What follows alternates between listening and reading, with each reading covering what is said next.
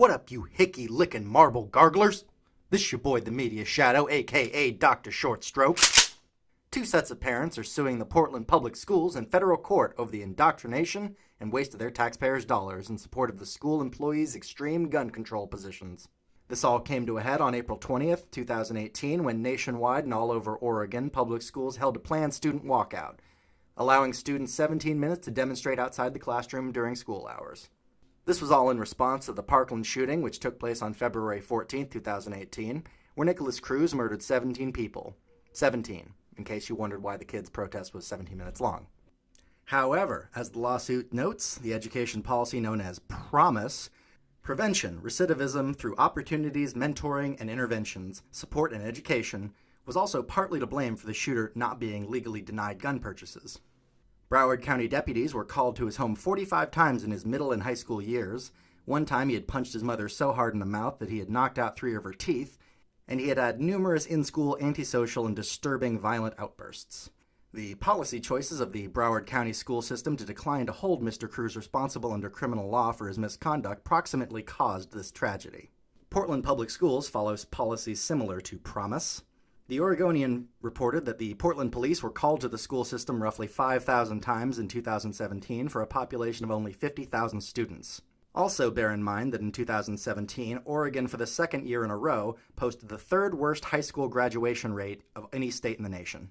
But rather than try to ensure that your children are safe from the next would-be deranged school shooter by punishing criminal behavior criminally, rather then try everything in their power to raise the graduation rate and ensure that your children don't become the next generation of homeless junkies camping around Portland.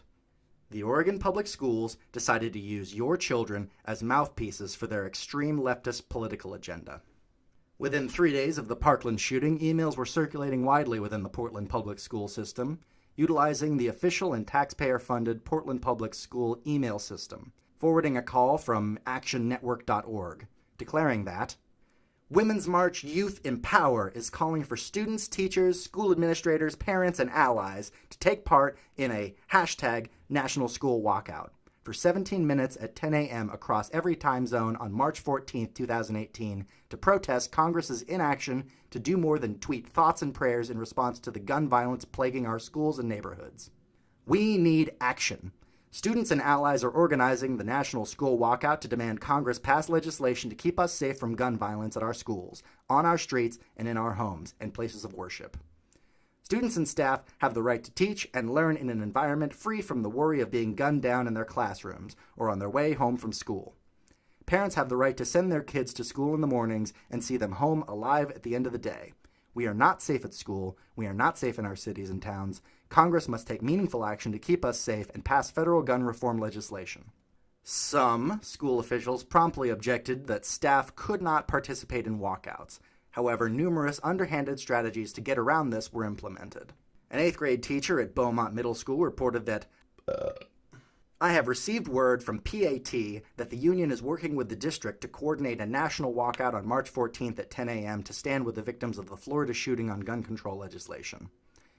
Roseway Heights, Selwood, and Grant schools have posted their walkout events through actionnetwork.org, and I am happy to be the point person to post our event. The idea is that all staff and students interested in walking out at exactly 10 a.m. for 17 minutes can do so. Parents and community members are welcome to participate as well. This will also be discussed with staff so that they can prepare students for a day with lessons and activities. As late as February 23rd, a handful of Portland public school officials were still proposing restrictive conditions for demonstrations. Among other things, high school students participating would receive unexcused absences, and K-5, K-8, and middle school students would be required to remain in class unless checked out by a guardian. These proposed restrictions were, however, rejected entirely by Portland Public Schools as interfering with the desired scope of mass demonstrations. Guadalupe Guerrero, superintendent of Portland Public Schools, sought guidance from Portland Public Schools General Counsel Liz Large out of a desire to relax the restrictions. Guerrero's public statement to parents in a district-wide email issued March 6th was even more misleading, claiming that, quote, policies do not allow us to condone or participate in a walkout. In our role as union educators, we cannot legally encourage students to leave campus without permission, unquote. At least 2 schools reprogrammed their school bells so that a special protest period could be created, at the expense of ordinary class time, such that no one needed to be marked absent for participating. Teachers throughout the state advised students that they did not need permission from parents to leave classes to participate in the protests. As a result of this politically motivated, unlawful, and irresponsible conduct, students at many schools, including Sunnyvale Environmental K-8 School, were later observed to be running wildly and unsupervised in the streets. Some schools took the position that unless parents specifically objected to the participation of their children, the student had permission to participate and they expected the student to participate. The PTA at Roseway Heights Middle School advised parents on February 28th, quote, "If you do not choose your child to opt out, your kid will be participating, as Jeremy has been working with us to make this a school-supported event," close quote.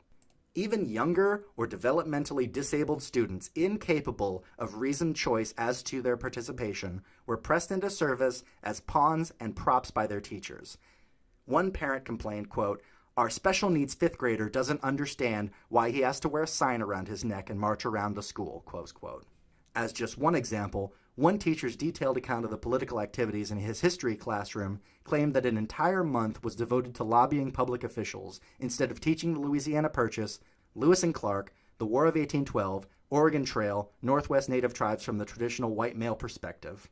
We flipped the curriculum and taught it from the perspective of Native Americans. Instead of teaching the history of Portland, Oregon from the same perspective, we taught it utilizing a unit of Vanport. We then leveraged the students' new learning of issues of systemic racial and economic inequality into cross-curricular units for Black History Month and a campaign for change to align with the current conversation happening around March for Our Lives and the gun control debate. In conjunction with the classroom, we then designed a month-long persuasive writing project where all the students in 3rd and 4th grades wrote letters to Mayor Ted Wheeler, imploring him to take action on issues that mattered to them and their communities. Ultimately, these unlawful, taxpayer-funded indoctrination practices destroy the public discourse, making representative government impossible. Because instead of training children to hear and learn about multiple perspectives on an issue and debate the merits, Portland schools train children to react emotionally based on one-sided propaganda and act out in violation of the rules and norms established by representative government. The city of Portland is arguably already seeing results of hyper-politicization of children already, as it becomes widely criticized for extreme disorder in public meetings. The degree of Portland public school education resources that were mobilized to organize and support the demonstration was extraordinary and cannot be overstated. Hundreds, if not thousands of hours of compensated Portland public school staff time was expended for weeks before the March 14th demonstrations and afterwards. Portland public school resources were commandeered for such activities as creating an anti-gun op-ed on February 28th for the superintendent. An entire special website was created with lessons, messaging, and other resources for educators and families. The district's media personnel produced professionally edited videos of the activities for media distribution. Vast amounts of class time were also devoted to the issue, out of any and all proportion to its educational significance. Even in some math and science classes, teachers led discussions advocating gun control.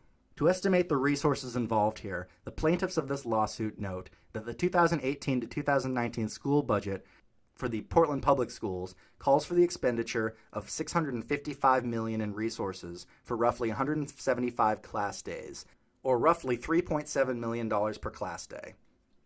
As a practical matter, at least one entire instructional day was lost on March 14th.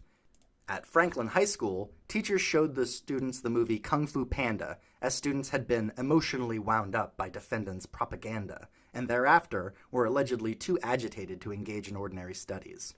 Scarce school resources were misused by defendants in a massive, systematic, and continuous fashion in the weeks leading up to the March 14th demonstration, and for further demonstrations thereafter, including but not limited to those on March 15th and April 20th. A conservative estimate that only 4 days' worth of staff and instruction time involved would be associated with a nearly $15 million expenditure, or the equivalent of the average real estate taxes on nearly 6,000 Portland homes, assuming $2,500 annual tax per homeowner. Defendants in the lawsuit's ability to capture such amounts of public resources to fund and promote their political agendas creates powerful incentives for unconstitutional conduct. Many parents have responded to the politicization of the Portland Public Schools alleged herein by removing their children and homeschooling them at significant personal cost while they continue to be required to pay local school taxes. Those parents that cannot afford to do so are required to pay and subject their children to political indoctrination. District spokesman Harry Esteve said, quote, "We believe that the claims made in the lawsuit are baseless, and it is disappointing that the lawsuit will take time and resources away from providing support to our students," quote. Well, Harry, it's a bit late to be worrying about the wasted time and tax dollars that could have gone to a quality education for thousands of kids. Your people shit the bed, and now you have to lay in it. If you're as pissed about this situation as I am, I'd highly recommend you join me at the Defend the Second rally at the Capitol Building steps in Salem, Oregon on Saturday, March 23rd from noon to 5 p.m.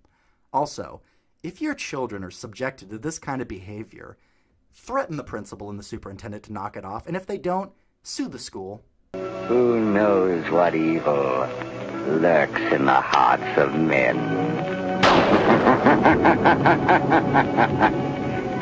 The shadow knows. Hi guys, Media Shadow here. I'm trying to grow the channel and hopefully get more than one video out a week. So if you like what you've seen, please give me a like, subscribe, share, or drop me some coin on Patreon. I've left a link in the description of the video. Thanks!